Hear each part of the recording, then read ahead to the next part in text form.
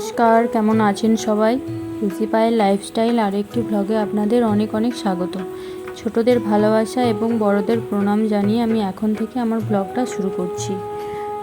সকাল সকাল আজ উঠে পড়েছিলাম, সমস্ত কাজবাজ সেরে নিয়েছি। সমস্ত কাজবাজ হয়ে গেছে, এখন এই গাছগুলো পোকায় খেয়ে নিয়েছে সেটাই দেখছি। এই গাছগুলো খুব সুন্দর পাতাগুলো হয়েছিল, এগুলো হচ্ছে বেল গাছ, তো পোকায় সব খেয়ে নিয়েছে।